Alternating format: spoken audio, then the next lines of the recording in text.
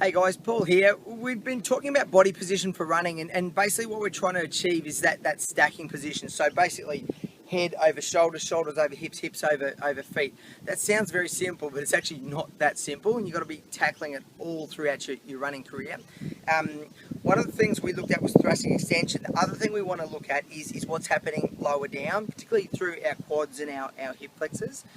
Because as runners, we always talk about that flat tire type of runner, which is that they start off long and they initiate movement from higher, and then as they get tired, they start to flex. So that's a core strength issue. It's also a length issue as well. So with your running, you want to start looking at ways to really give yourself length and optimize what's happening with your quads.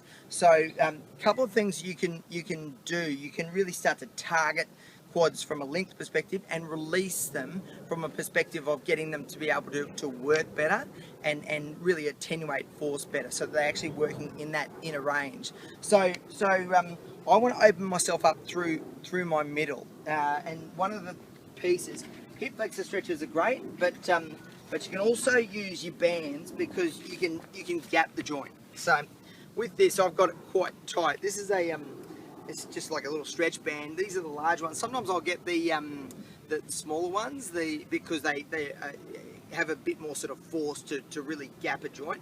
So I'm actually taking myself lateral, so I'm actually pulling that hip, almost distracting it away, so laterally. So in that position, as I gap, I can actually work on my hip flexor length. So I can do that standard hip flexor stretch, which is hip square, buttock under and up. To really target it, I can also put my hand on my bum, hand on my pubic bone through the front here, and I can sit on that 10 seconds, and then I'll tighten it up. So I'll actually tighten like that. So I'm really winding up that hip flexor. I'll sit on that for 10, and then I'll wind it up again. Okay? So I'll do that for at least 30 seconds. So 1, 2, 3, progressing that length. So that's a really handy one. The other way that you can target your quads is you can either use your foam roller or your footies or whatever you've got. You don't have to go and spend a ton of money. We can use a hand weight. You can use whatever you've got. But I want to get in on the front of my quads. So I'm sort of aware that I can really roll that out right high. So I can get it right high up into that sort of front of my hip. There's a little spot in there that can refer to the knee. I'll actually do a little video particularly on that point, I think, but I'm getting it in there. I can roll around and catch my edges, so I'm sort of rolling laterally. Again, I can roll it in so I can get right through. So I'm sort of picking up the high fibers of rectus femoris here, and I'll get all my quads. So then I can roll down, slow up on my trigger points. Then importantly for running, you really want to target your VMO, because it's just listed in our quitter, in our textbooks as the quitter, and that's what it does. It just stops working. And I would say 95% of runners really suffer from lack of VMO strength. Beautiful little teardrop muscle that should be developed, and a lot of people won't be. So I can actually get in on it on the side there,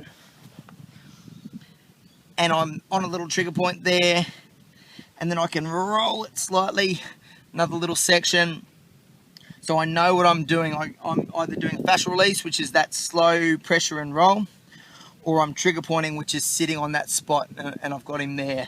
So again, those are my footies. That I can easily do that with a dumbbell too, and they're pretty firm, the dumbbells. So I've got him just there. Quite a good little tool.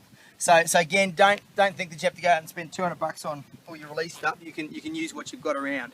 So really handy to start to target, particularly VMO, but the whole quad, because again, when you go to position yourself for your running, it's upright, it's initiating from higher, and you want that muscle working. Releasing is a way of getting that muscle to actually activate a lot easier. So yeah, a ton of stuff to be aware of with your quads, but very, very rewarding to start to release. I know a lot of our ultra guys, oh my gosh, they're doing their hills and they're just absolutely smashing themselves. So we get them to really target that to recover, and also maintain their form, their technique throughout their running life. So guys, check that out. Comfy at all times. If you have any issues, just stop.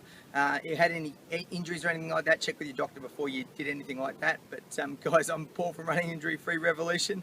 Check us out at rivrev.com.